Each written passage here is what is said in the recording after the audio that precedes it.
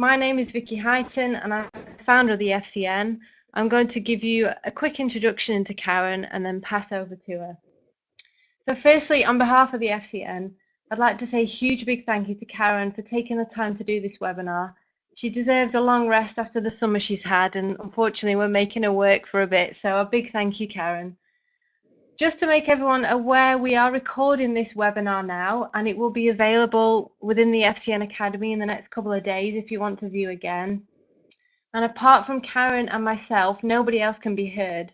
So if you have any problems during the webinar, please type them in the box below and I'll try my best to sort them out during the session. The Q&A section will come after Karen's presentation. So if you could hold on to your questions until then and simply type them in the box and then we'll get through them. Okay, so now for the reason we're all here tonight. Karen is Britain's most capped female international hockey player with 355 caps to her name. She's competed in 3 Olympic Games herself and winning bronze in 1992. She began her coaching career in 2000 and worked her way through the age groups of the international in the international teams. She began working alongside the current GB head coach, Danny Kerry, in 2006, and throughout that time have led the England women's hockey team to medals at World Cups, Commonwealth Games and European Championships. With Team GB, Karen has assisted Danny in achieving a bronze at London 2012 and a gold medal this summer in Rio after one of the most nail-biting penalty shootouts you have ever seen.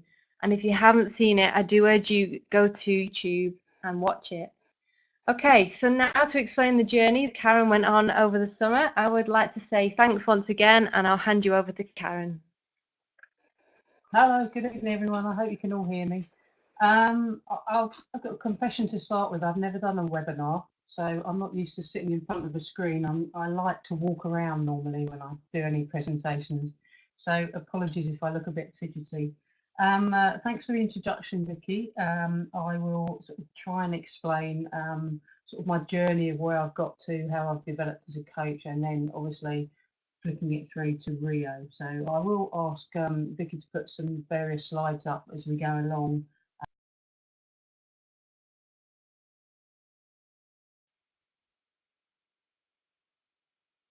I guess to introduce myself a little bit, I was an ex-athlete.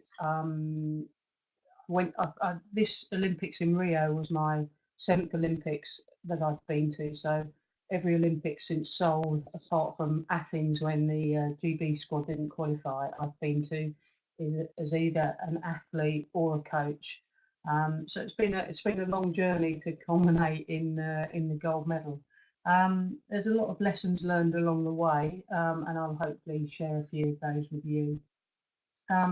When I stopped playing, I had no ambitions to be a coach. I stopped in 1999, and I didn't set out to become a coach. If you told me then that I would be where I am now, or the journey that I've gone through over the last sort of 15 years, 15, 20 years, I wouldn't have believed you, because it certainly wasn't on my plans of what to do when I stopped playing international hockey.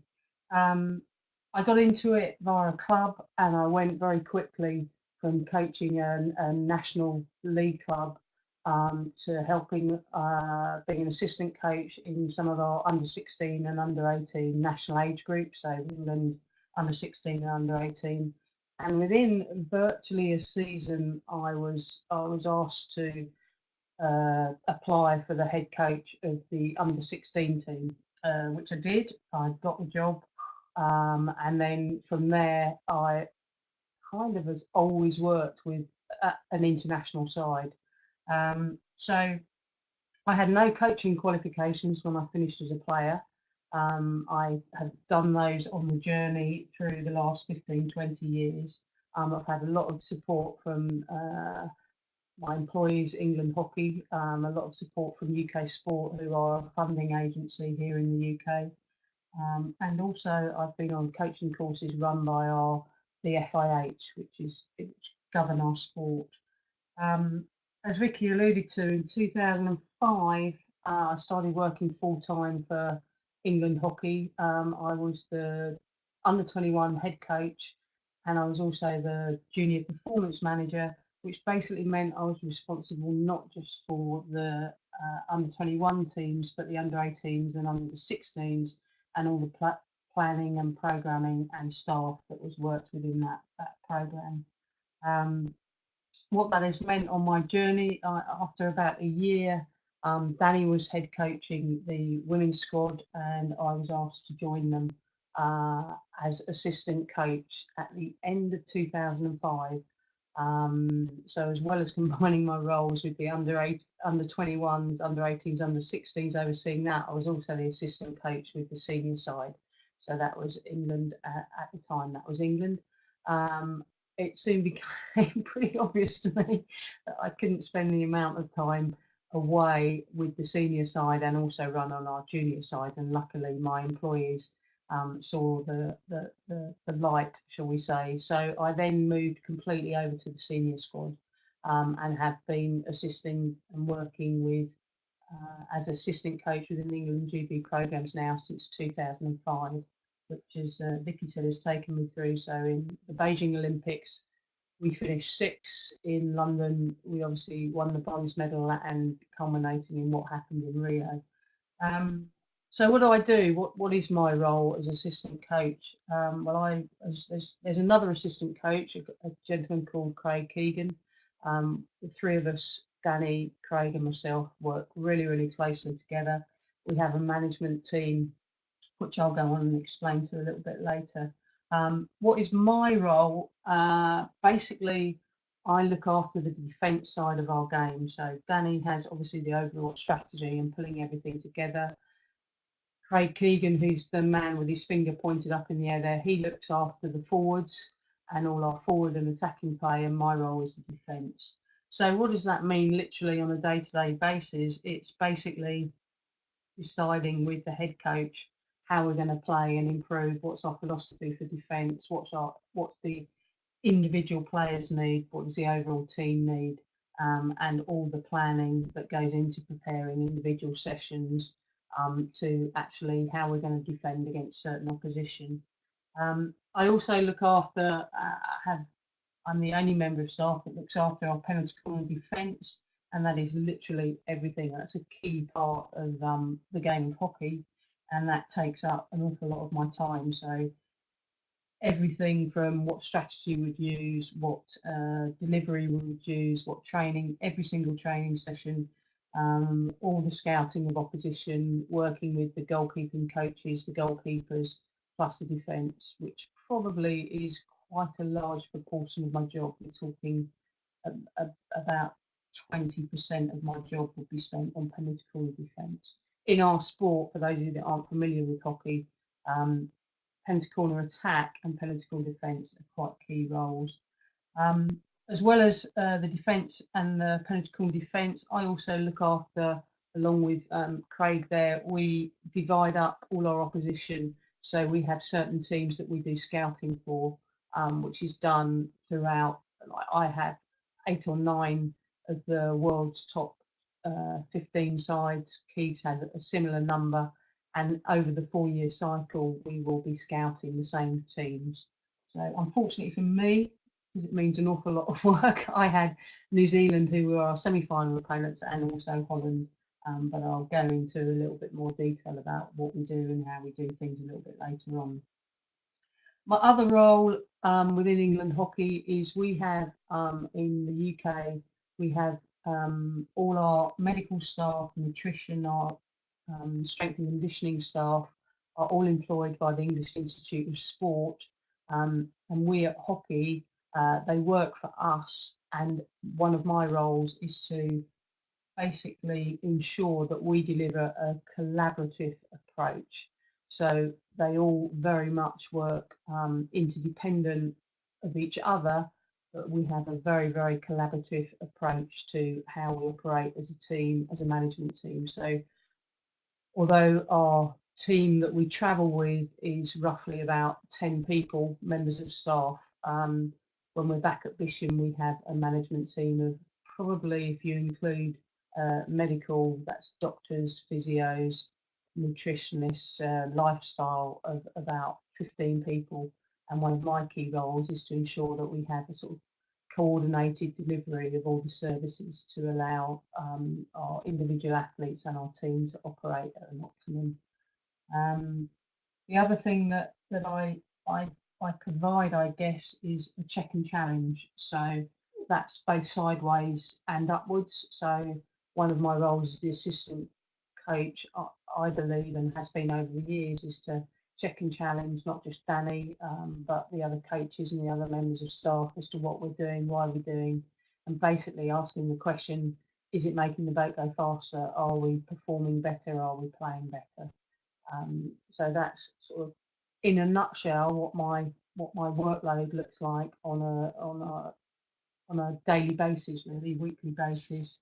That's how we operate. To talk about, excuse me, the squad a little bit more and the journey into Rio, I would say you look at the group of girls that you're looking at there. There are some athletes there where this was their fourth Olympic Games. They'd been involved in the Sydney Olympics. We didn't qualify for Athens, but they'd been to Beijing, London, and Rio was their fourth Olympic Games, which is an incredible achievement. We were a relatively experienced squad. I think there were only 7 athletes that this was their first Olympic Games. There were 2 that this was their fourth, and 3 or 4 that this was their third.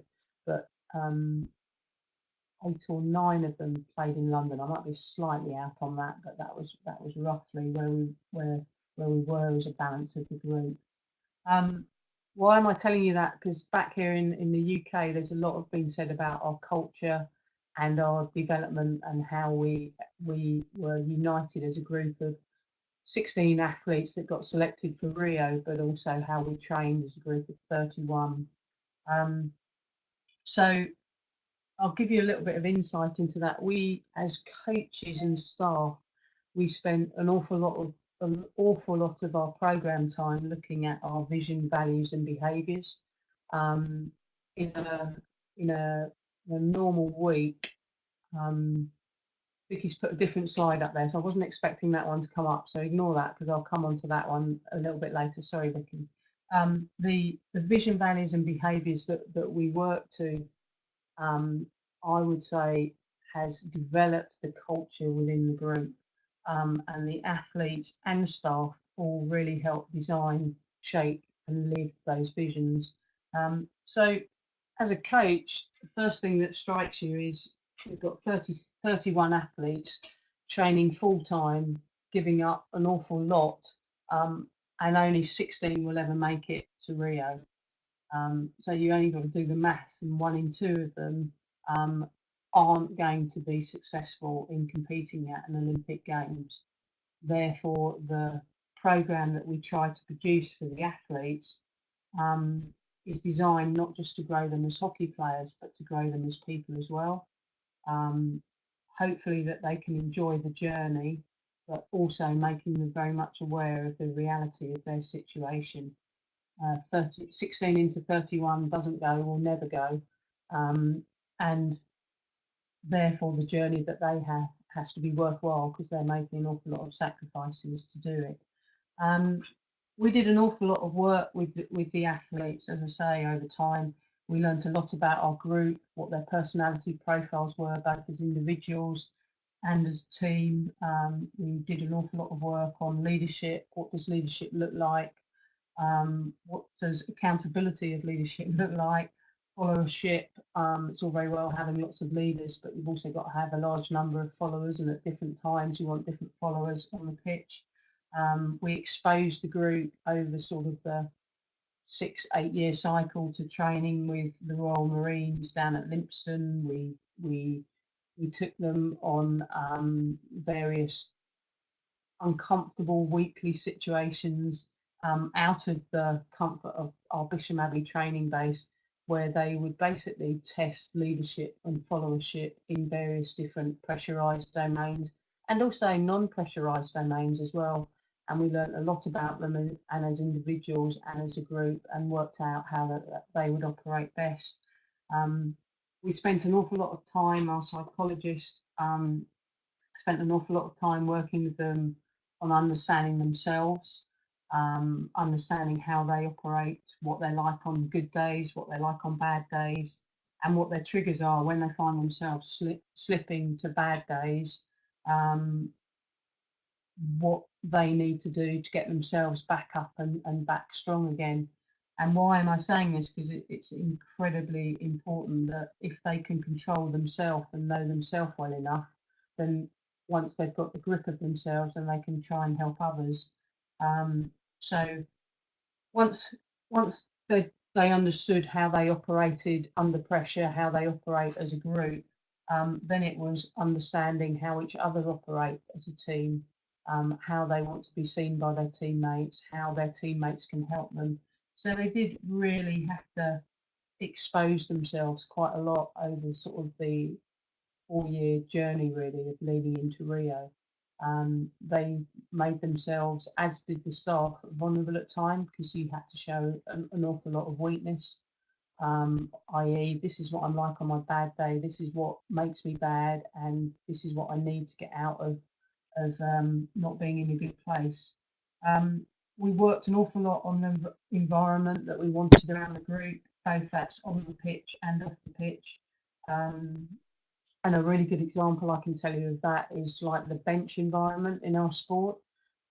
So we operate rolling substitutions. So players are coming on and off the pitch the whole time, and the environment that the athletes wanted around the bench and around the group was always very calm. They didn't want too much raised voices, too much shouting.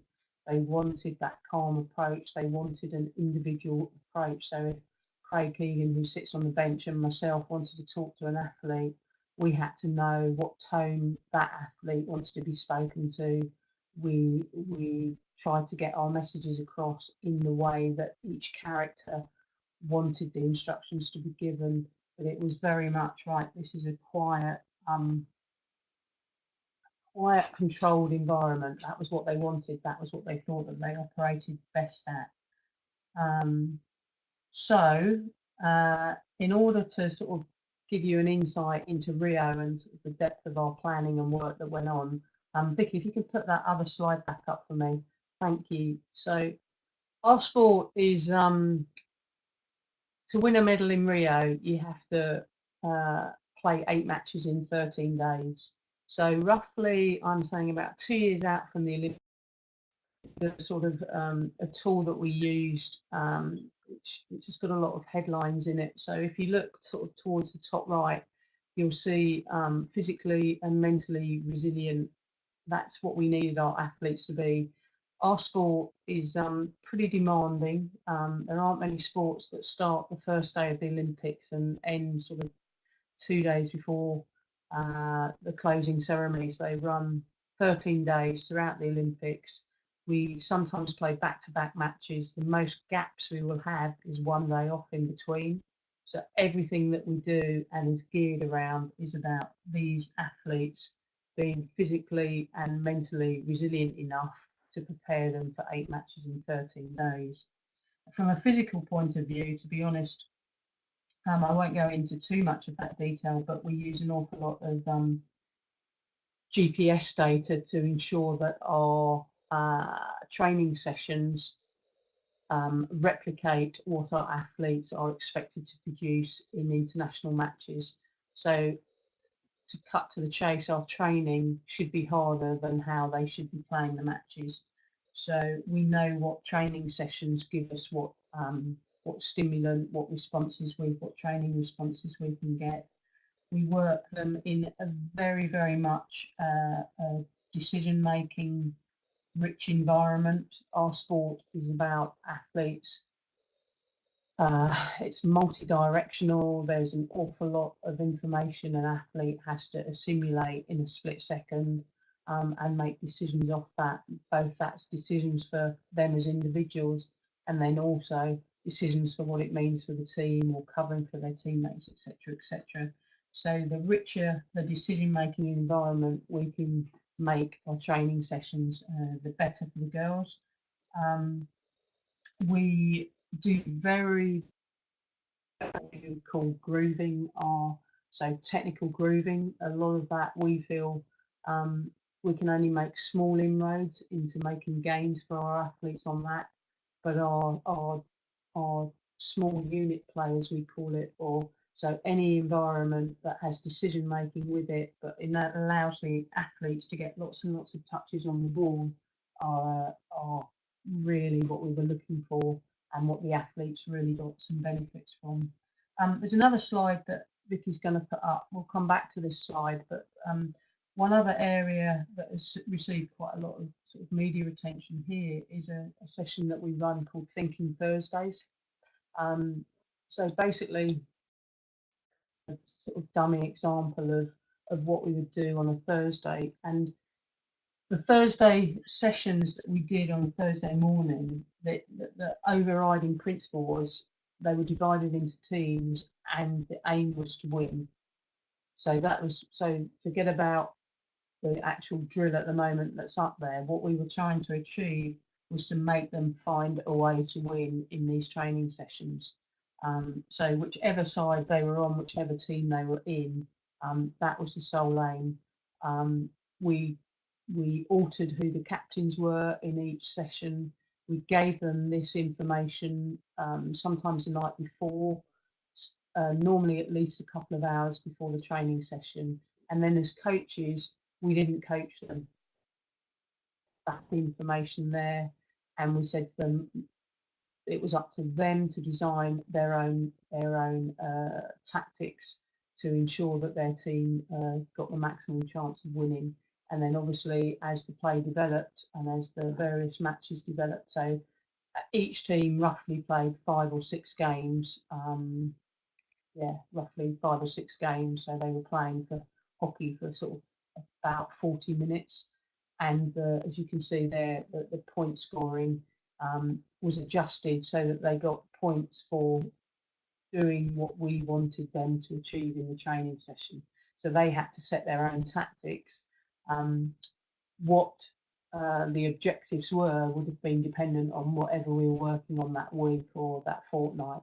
So you can see the example that's given up there. We were trying to basically get our defensive shape a lot better. We were trying to deny the ball being hit into the circle, and therefore we designed a scoring system that replicated they're getting points for stopping them doing that, or they got deducted points from stopping them from doing that. And that gave us a lot of pluses. The girls really enjoyed it. They really enjoyed the competitive element of it. It was really good from them making decisions. It was quite hard at the beginning for us not to coach as coaches. It was hard for us just to literally observe them. So when they had huddles in between games, we would literally just stand, observe who was coming up with salient coaching points, who was just making a lot of noise, but that noise actually wasn't relevant, who was actually staying on task, focused on what they do, rather than just playing the game. And if at times things got too strayed, or we didn't feel that they were on task, as it were, then we would interject. But as a general rule, we didn't have to. We left them to it. So that would be Thinking Thursdays. If you go back to the 1813 meeting and our slide, these were the areas that we really looked at and really prepared over sort of 2 years. So all our sessions, we knew that we wanted to produce physically and mentally resilient athletes. So that they had to be mentally strong, and therefore our training sessions tried to replicate that. And you'll hear a lot about mental strength and how can we measure it. Coping with pressure, what is pressure? We looked at that, we put pressure on them, we stress tested training sessions, etc., etc. We also, you can measure whether an athlete in our sport has mental toughness by actually their willingness, their desire, the desire to run for their teammates. Those are the type of things and that we would look for as coaches. Who on a cold, wet day is prepared to do the running, get in position to sacrifice themselves so that their teammate would look good? Who's going to overlap on the outside to ensure that the player on the ball's got space? That we would probably measure mental resilience. Recovery was a really big project. We've got 8 matches in 13 days. The journey from the village to Diodora, where the hockey was played, was massive. It was potentially an hour journey, which roughly was door to door. It involved an awful lot of us planning for what was right for the recovery. So from the moment the final whistle, if one game ended, it was right. It was all about getting the right recovery in place for the next game, and the next game might be the next day, or it might be the day after that. It was certainly no more than that. So what current strategies were we using? What can work in Rio? What can't work in Rio, etc., etc. And it was optimizing what we did to ensure that we could maximize performance. We also looked at obviously life after Rio and the road to Tokyo, what that would like. We looked at our qualification processes and timeline, our logistics plan, what staff would have accreditation, what wouldn't, where would our reserves be, etc., etc. And if you look at momentum management, which is on the left down there, I was in charge of this to just give you a little bit of an idea of sort of the detail that we went into. So our sport 2 years ago started having, or yes, 2 years ago, had quarter time for the first time for TV purposes. So rather than play 2 halves of 35 minutes, the sport internationally is now 15 minutes and then a gap of 2 minutes, 15 minutes, 10-minute half time, and then so momentum became quite a big area. We looked at other sports. We went into areas where there is boxing, netball, basketball, and we looked at sports that had timeouts. So we went to them and we said, right, in your 2-minute timeout, what type of information can you get across to athletes that are heavily fatigued, under pressure? How much information can they take on board? How much is it possible for them to absorb? We also looked, there's a substitution app. That substitution app allowed us to optimize our playing time for our athletes so that we were no longer doing it in a way that wasn't scientific, but also optimizing performance of our key athletes. So we knew what our capabilities, physical and tournament capabilities of each individual athlete were, i.e., and let me give you an example. If we played, we're trying to peak to win medals for 8 matches in 13 days. There was no point after 4 matches if we'd used all our key players and overplayed them. So it was spreading the load between the group of 16. We make in a match up to 40 to, on average, anywhere between 40 and 60 substitutions. And we looked at optimizing what was the best way of doing that and how was the best way of doing that, with all the complications that timeouts, penalty corners, video referrals and gaps in our schedule or during a game hold for us. Sorry, I didn't explain that very well, but basically what I'm trying to say is what we looked at was what is the minimum amount of time that our players need to recover. If you know the minimum amount of time that they need to recover, you can then get them back on the pitch quicker. So that was a very, very big exercise. All of those sort of individual projects that you see up there on the screen were ongoing work over a sort of 18-month, 2-year time. So as you can see, quite people. And that was all just how we could optimize performance in Rio.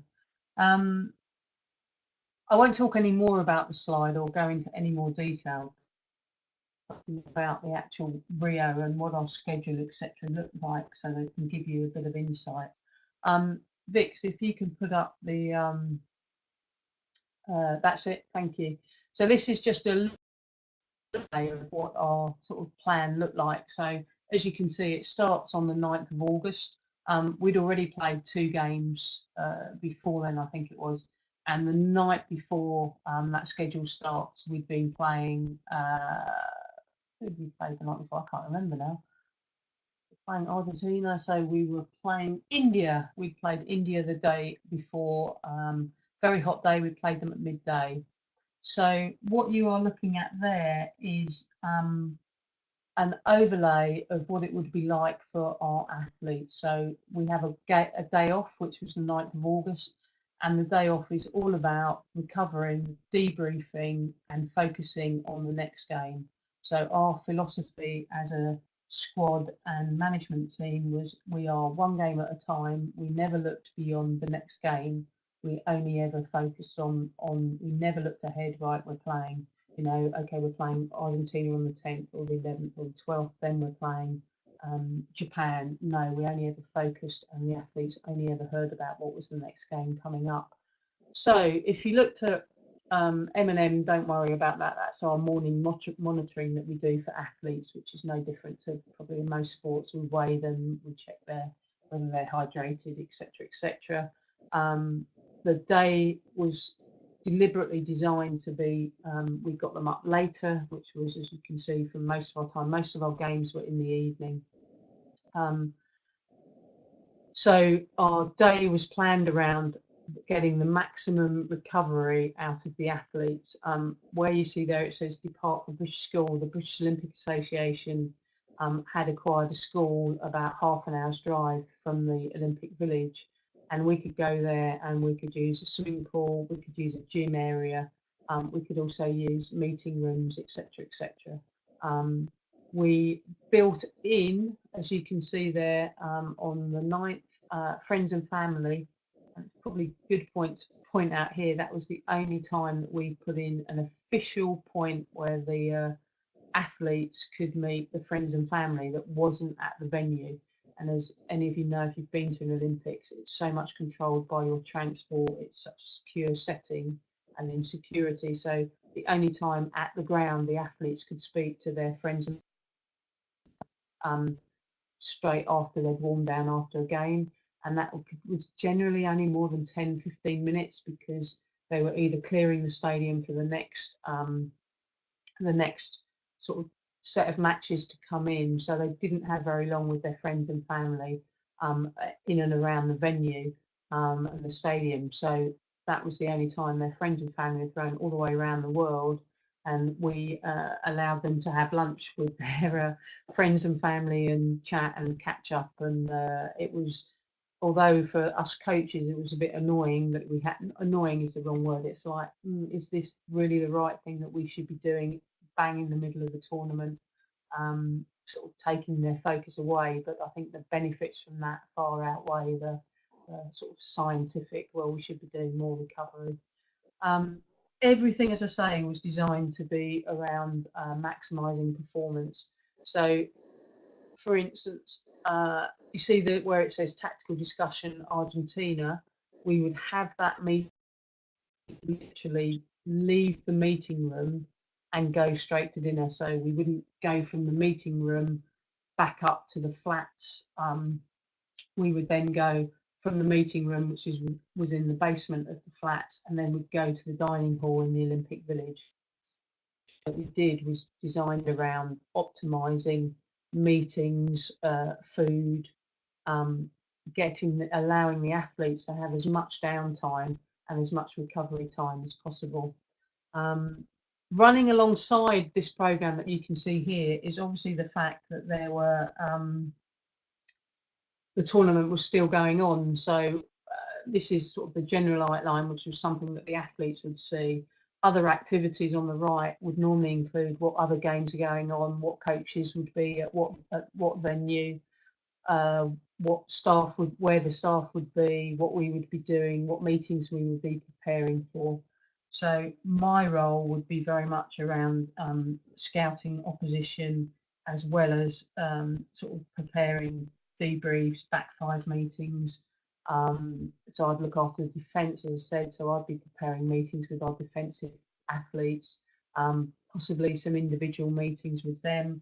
And I'd also be spending a lot of time with our goalkeeper, Maddie Hinch, to plan the presentation for our penalty corner defence for the next game. So we'd roughly spend 90 minutes or so. That's myself I would need to set aside 90 minutes to get our penalty corner defence worked out. Our scouting for opposition.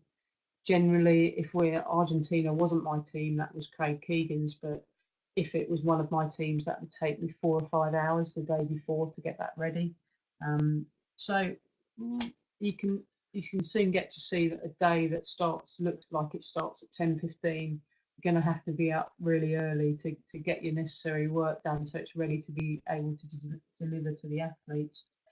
From our point of view, everything went incredibly smoothly because we obviously won every game. And when you win every game, the atmosphere in the camp is really good. The environment is good. Noise, and when I use the word noise, it's like you know, we're humans, we're athletes. They're athletes. They're heavily fatigued. They're very tired. They're pushing their body to the limits every day. Very little things become really big things. And because our journey was so smooth, and I think one of the reasons our journey was so smooth is because the amount of planning and detail that's gone into what Rio meant, both for the athletes, both for them as individuals, and how they wanted to be at the games, and also how as staff we wanted to be. I think little things didn't really ever really become anything big and major. The biggest noise that the athletes made was that the dining hall was a long walk from where the British team housed themselves. And if you walked for 3 days, so for 3 meals rather, you were doing over 10,000 steps, because I think it was 3,200 steps, because everyone wears a Fitbit on their phone or whatever, you know what these athletes are like. And after a little while, there was a few grumblings around, well, that's a long way to go to, for eat. That's an extra on our on what we'd have to deliver as well as delivering on the pitch. So in other scenarios, I can see that becoming a really big noise, and we'd be like, people would get stressed over it and get frustrated over it. Because we were winning, to be perfectly honest, we just turned around and went, well, there's a bus there, girls. If you want to get on that bus, it will do a loop of the village and it will drop you by the dining hall. You might have to sit on it for 15 minutes, but you'll get to the dining hall that way and then you won't have to walk. Or the other thing that we said a couple of times was, well, the BOA have got a few bikes there, get on the bike, give someone a backie, get to the dining hall that way. And it was amazing how quickly the noise that potentially can build up and can become a distraction wasn't there. So the you know the one thing that we have found since we've got back from Rio and the one thing that we didn't realise was actually how big hockey was received over in Rio. And by that I mean, we were obviously aware that Britain were winning a lot of gold medals. I think it was 27 gold medals. What we didn't probably appreciate until we got home was actually how big us GB women's hockey team winning the gold medal was.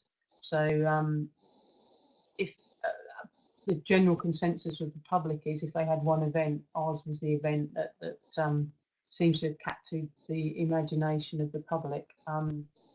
And we weren't aware of that when we were out there. We were very aware of it very quickly when we sort of started to arrive home. And the girls have, it's a bit weird.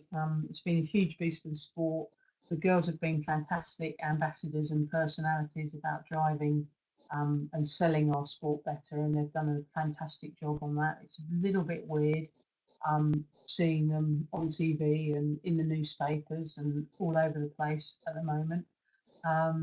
But that kind of hopefully just me talking to you has given you a little bit of insight about what we did and how we did things. And I think there are some questions, Vicky. Is that right? Or has anyone got any questions that anyone would like to ask me? Yeah, so I think we've got a couple of questions coming in already, and I've got a few that have been sent in this week. But if we start with Di Murray, who has asked, how did the coaches manage themselves and have to be on form 100% of the time? Yeah, really good question. I mean, the health of the athletes we spend an awful lot of time on, but we also have to focus on the health of the staff. So, all that training that the athletes did is what am I like on a good day, what am I like on a bad day, the staff did as well. And one of the key things coming up for staff was managing that they had enough rest, enough sleep, or just having enough downtime to take themselves away, go for a walk, go for a run, go for a cycle or whatever. And so we ensured that we built that into our day. Whether that meant, I would get up an hour earlier and go for a walk around the outside of the Olympic Park, and I'd do 2 laps, and I'd do that to clear my mind. And Danny would go on a bike ride, Keegs would go for a run. We knew that we had to be at 100% or operating as an optimum in the same way that the players do. So we spent a lot of time on ensuring that we were at optimum performance as well. And that's something that, if I'm honest, I've certainly learned through experience. When I went to my first Olympics as a coach in Beijing, it was all about, I've got to do this, I've got to do that, I've got to keep churning this out for athletes, etc., etc. And I would say my performance wasn't as good as it should have been, because of that, because you're just running yourself into the ground, and therefore you're not operating at optimum level. So that helps. If anyone wants to just type their questions into the chat box, please feel free anytime, and we'll try our best to get through them. How important is a strong mission statement in ensuring cohesion, especially bearing in mind 31 doesn't go into 16? Exactly, yeah.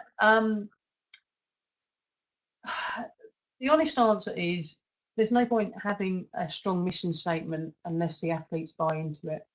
So they built and created their own mission statement, their own vision.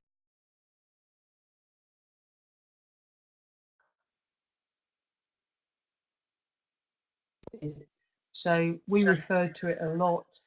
It drove a lot of what we did and why we existed as a group. We always, I think if any of you have heard any interviews that the girls do, they always refer to the group as 31, not as 16 medalists. And that's really important. And it's really important because they've owned that. They've massively taken responsibility for it. We knew as staff, before we went on this journey, if we were going to succeed, we'd have to succeed as a 31, not as a 16. So the detail in it, I would say, is the fact that the athletes hugely shaped the vision statement and the mission statement and what it was and what the values and what behaviours are linked to it. And as I alluded to, the amount of time we spent on that was considerable. And I'm not just meaning like we would spend every sort of 5-6 weeks, we would be rechecking in, we would be recalibrating, we would be looking at it, we would be running projects with the girls to ensure that we were on task with it and we were living it. That would be the honest answer. Right, next question that's come up. How are you working now with the girls that travelled but did not get a medal? Yeah, we have tried to include them with the media work that the other girls have had. That's not easy because it's not in our control. But we still see the girls that travelled. So we had 3 athletes that travelled with the group, a goalkeeper and 2 outfield players. And we have tried as an organisation to include them in everything that is in our control to include them in, so that they feel very much part, hopefully, of the girls who won the medal. But we have to be realistic here. The media or what people want is actually more of the medalists, and therefore that's what they're the people that you will see more. But from an organisational point of view, we've certainly tried to include them as much as possible in everything that we do. And that's just not the 19 that went to Rio, that's the 31 that were there in training. I'm reading another question there.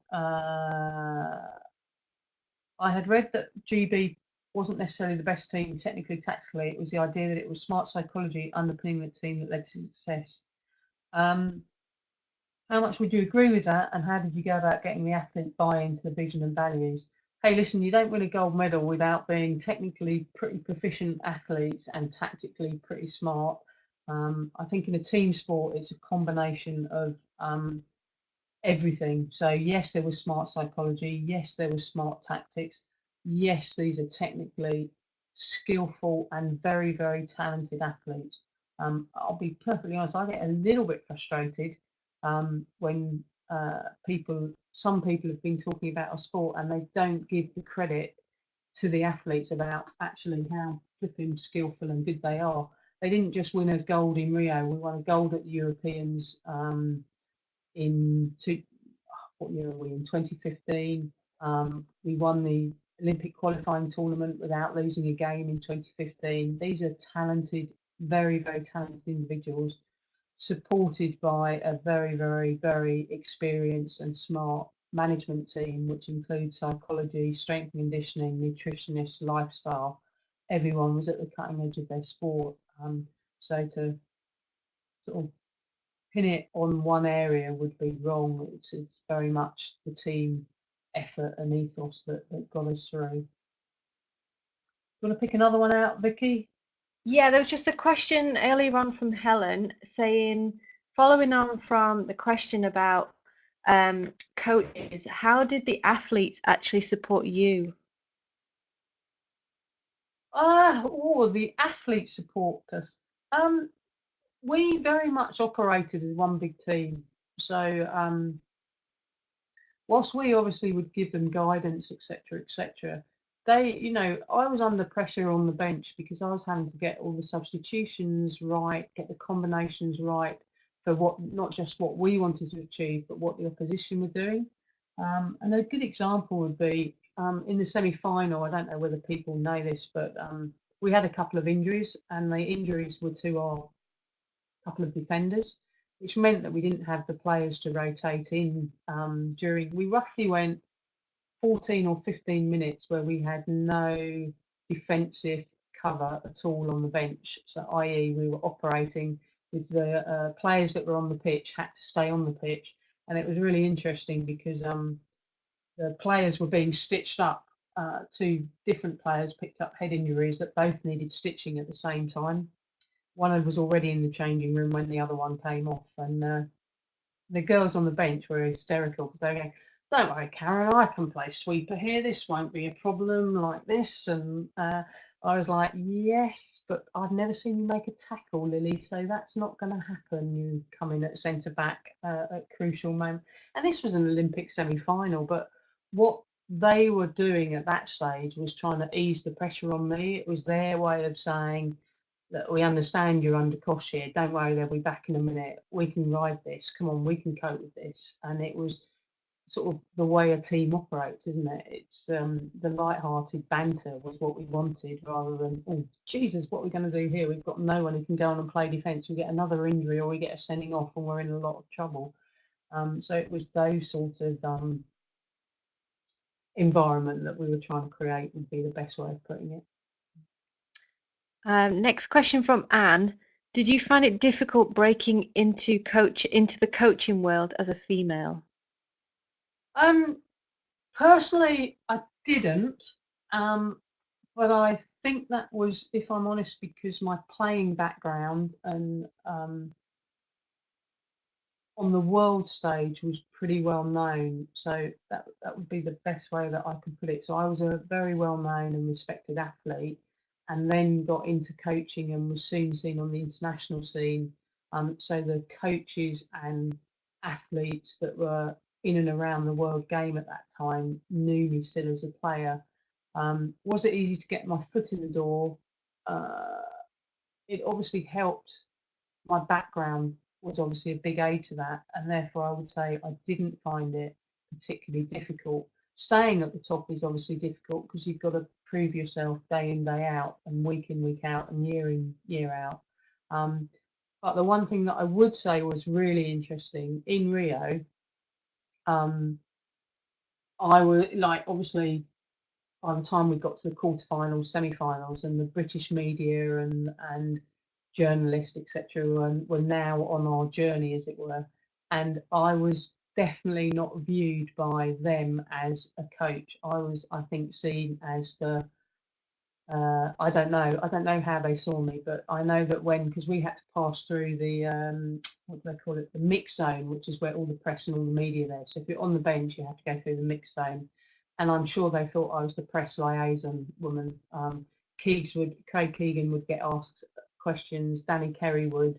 I wouldn't. I would. They obviously didn't know what my role was or what I did, and the assumption was that I was not a coach, if I'm perfectly honest. It doesn't worry me at all, but it was interesting, the perception of other people.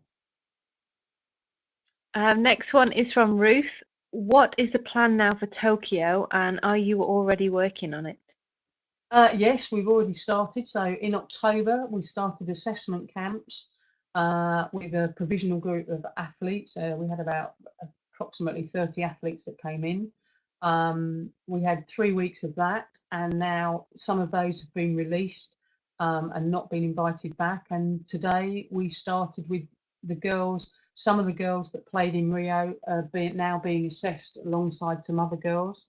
That will take the whole of November, and then we will announce a training squad of approximately another 30 athletes in January to restart the Tokyo program. It doesn't stop. Elite sport doesn't stop. You get through one cycle, you have a 2 or 3 weeks off to bask in the glory or work out what went wrong, and then you're back up and starting again. So yeah, I haven't changed from what I've got on from what I was wearing at work today when we were out on the pitch playing 11v11 in an assessment game this morning.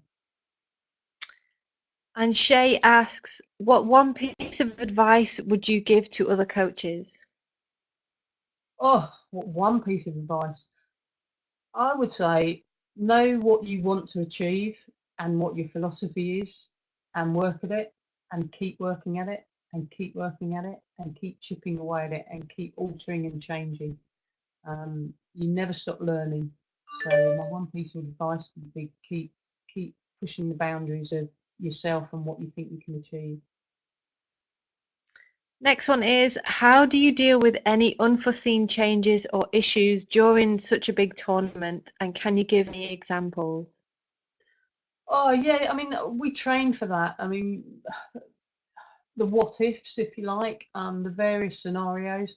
So as a management team, we discuss and plan for what scenarios that could happen, may happen.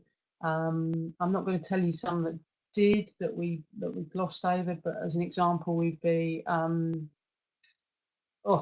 the bus doesn't turn up, the things that we don't have control of, the coach doesn't turn up, or uh, we'd plan around, okay, what would we do, how would we act, how would we cut the warm up, and we go into an awful lot of detail. It's not like, right, the bus doesn't turn up, what do we do, we wait for another one. Actually, okay, we're going to be late getting to the venue, this is what would get changed on the bus, this is what it would look like, the tactics that we normally deliver in the changing room just would go out, this is what it would look like, the detail of the warm up, how we'd cut it, how much we do a running warm up, how much we do a stick and ball warm up, etc., etc. So we are one of the I believe real key strengths is our of our program is Danny's attention to detail and the staff's attention to detail. So we break any problem down and we try and find solutions. So as a staff, we go through an awful lot of what ifs, coming up with likely scenarios, but and what we would do to overcome them. Next one up is, when did you allow yourself to think that you could win the gold medal? When did we think? When did I allow myself? Did you say that we think? Yes, you. Me, I think this. I need to give that context. So, I always thought we could win a gold medal. I thought that before we got to Rio. I thought we had the talent within the group and the management team that we were good enough to win a gold medal. I knew that would be incredibly difficult. I knew that we weren't the favourites. I thought that we were one of 6 or 7 teams that could win a medal. Um, when did I actually believe that we could win it? Um, I knew that we were playing well. I was confident in our quarter-final and our semi-final that we had the team that could beat our opponents. Um, when did I actually believe that we'd won it? Was probably a split second before Holly Webb put the ball in the back of the net. And that's when the ball had gone past the goalkeeper. At that moment, just before it hit the back of the net, was the moment I was like, "We've done it. We've actually blooming gone and done it." Yeah. Okay, well, I have a couple that were sent in this week, and we'll just bring it to the last two questions because I'm respectful of everyone's time. Um, what kind of things did Danny, the head coach, rely on you for during the tournaments or during the matches? Sorry, Vic. Can you just say that again? I lost that. And what kind of things did the head coach, Danny, rely on you for during the Yeah. games? Yeah. He involved on both the assistant coaches. He involved during a game. He was up in the stand, and Craig Keegan and myself were on the bench. So he would have a much better view of the overall play from up in the stand, which is why he sits up there. So he would be asking us for a feel for what the bench is like, what certain individuals would like. He would over the radio, we were all radioed up. He would give information of tactics that he would want us to impart to the athletes, whether individually or a team. And that was our role to carry that out. So he might come over the radio to me and go, Karen, can you rest player X? She's really struggling here, or she's not playing well, or whatever, or the combination just isn't working. And then it would be my job to implement that. Likewise, he might say to me, we need to get this message on to player X at one of the defenders, and it would be Keegs or my job to make sure that that athlete got that message from Danny. So basically, we're relaying the tactics back up and down. But it would be a two-way conversation. We'd be saying to him, look, they're really punishing us down this right-hand side. What can you see up there? Why is it? Are we doing something wrong? Is there anything we can tweak from down here? Etc., etc. So it's a normal sort of two-way or three-way almost conversation about the game and what's unfolding in front of us. Conscious of the time, we are nearly approaching 9 p.m. in the evening. So, just very last question from me, Karen. Are you going to be there in Tokyo? Am I going to be there in Tokyo? Yeah. Oh goodness, that's a long one, long way away. I don't know. I don't know. I've been doing this job a long time, and it's hard work and it's tiring, and the amount of time you spend away. I don't know. Like anything, you look back, you reflect, and you reshape and replan. So I'm still at the reflecting stage at the moment. Still working hard with England hockey, and I'll see where I am in probably about 2 or 3 months' time, and where my employers want me to be. That's more important.